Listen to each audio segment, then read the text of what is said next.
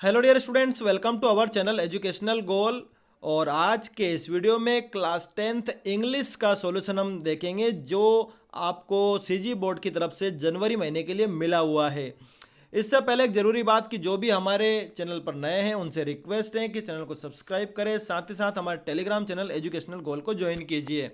देखिए, आपको 3 से 4 क्वेश्चन दिए हुए हैं। सबसे पहले हम सेकंड क्वेश्चन से स्टार्ट करेंगे। देखिए क्या है, ग्लोबल वार्मिंग के ऊपर आपको एक पैराग्राफ लिखना है और उसमें ये सारे पॉइंट शामिल होने चाहिए कि जो टेम्परेचर बढ़ रहा है, बर्फ़ पिघल रही है, साथ ही साथ ग्रीन हाउस गैसों का प्रभाव बढ़ रहा है और जो वनों का उन्मूलन हो रहा है, साथ ही साथ आपको पेड़ लगाने हैं। तो देखते हैं उस पैराग्राफ को। तो ये देखिए, आपके सामने ग्लोबल वार्मिंग का एक पैराग्राफ है और हम इसमें कह रहे हैं कि global warming is a hike in the average global temperature on earth, कि जो सामान्य जो एक तापमान होता है धरती का, उसमें वृद्धि होना ग्लोबल वार्मिंग कहलाता है। Burning of excessive fossil fuel and the release of toxic fumes into the atmosphere is the major cause behind global warming. यानी कि आप जो जीवाश्म ईंधन जलाते हैं और जो जहरीली जो गैसें वो निकलती है, उनकी वजह से तापमान बढ़ता है। Global warming can have disasters effect on living organism, इसमें इसके दुष्परिणाम हो सकते हैं। The impact of global warming are wide spread and unspecific, की जो ग्लोबल वार्मिंग के जो परिणाम हैं बहुत विस्तृत हैं और उनकी पहचान भी नहीं हो सकती। Some areas experience a sudden rise in temperature while other witness a sudden fall in it, कि कुछ क्षेत्र में तो गर्मी बढ़ जाएगी और कुछ में तापमान कम हो जाएगा। फिर ये देखिए कि किस प्रकार से आप फॉसिल फ्यूल से जो एनर्जी प्राप्त करते हैं उसकी वजह से ग्लोबल वार्मिंग होता है। तापमान में 1.5 डिग्री सेल्सियस की वृद्धि हो गई है और इससे हमारा पूरा इकोसिस्टम बर्बाद हो जाएगा, एनवायरनमेंट समाप्त हो जाएगा।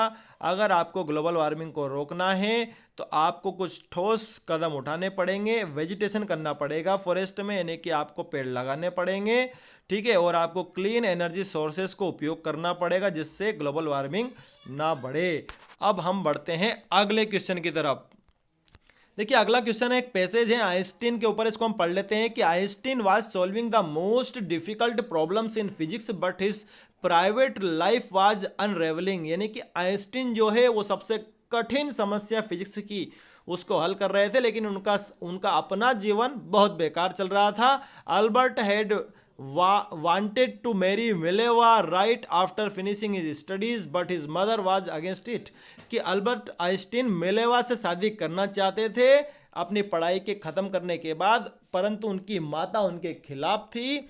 सी thought Mileva was too old for him, उनको लगता था कि मिलेवा आइंस्टीन से उम्र में बड़ी है। She was also bothered by Mileva's intelligence, और सबसे खास बात, उनकी माता को यह भी शिकायत थी कि मिलेवा भी उतनी ही पढ़ती लिखती है। She is a bookworm like you, क्योंकि वो भी बिल्कुल किताबी कीड़ा कैसे होता है आइंस्टीन, वैसे ही वो महिला भी थी। His mother said and so Einstein put off his wedding, और इसलिए आइंस्टीन ने उससे फिर शादी को रोक दिया।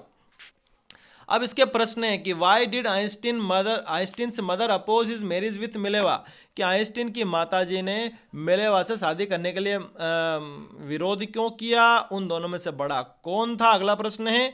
तीसरा प्रश्न है कि आइंस्टीन ने शादी क्यों स्थगित कर दी। फिर अगला प्रश्न है कि कौन सी बात मिलेवा को सबसे ज़्यादा परेशान करती थी आइंस्टीन की मदर को, और कौन से शब्द का मतलब होता है पोस्टपोन। तो पोस्टपोन तो जो मतलब होता है वो पुट ऑफ का होता है। बाकी उत्तर हम देख लेते हैं लिखित में। तो ये देखिए, Einstein's mother was against her son to marry Mileva because she thought Mileva was older than her son and she was too young for him, he was too young for him, मतलब ही मतलब कौन यहाँ पर, जो Einstein बहुत छोटा था उसके लिए। She was also bothered by her intelligence, और जो माताजी थी उनको उसकी बुद्धि से भी प्रॉब्लम थी, मतलब वो बहुत पढ़ी लिखी थी। दोनों में से बड़ा कौन था, तो मिलेवा बड़ी थी। फिर शादी क्यों रोक दी आइंस्टीन ने, क्योंकि उसकी माताजी ने अलाउ नहीं किया।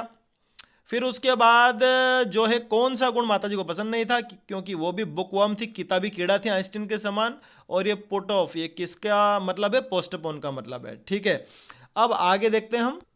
देखिए आगे आपको मैच द कॉलम करना है। I am so weak that I can not walk, दूसरे वाले पर जाएंगे आप। We had not eaten anything, हमने कुछ भी नहीं खाया था इसलिए हम एक नाश्ते की दुकान पर चले गए। So we went to a snack bar. फिर देखिए अगला है, this is the cricket stadium, ये क्रिकेट स्टेडियम है जहां पर मैच खेला जाएगा। Where the match will be played. I found the house locked, मैंने घर को बंद पाया जब मैं वहां पहुंचा। When I reached there. फिर अगला है, सी लिव्ड इन रायपुर, वो रायपुर में रहती थी। Before she shifted to Dehradun, जब वो शिफ्ट नहीं हुई थी देहरादून में। ठीक है, ये मैंने सारे आपको आंसर बता दिए हैं। अब उसके बाद आपसे ट्रांसफर सर्टिफिकेट की एप्लीकेशन पूछी है, जो हमारे चैनल की प्लेलिस्ट बनी हुई है लेटर्स एप्लीकेशंस की, वहां से निकाल करके आप ट्रांसफर सर्टिफिकेट की एप्लीकेशन लिख सकते हैं। Thanks for watching this video.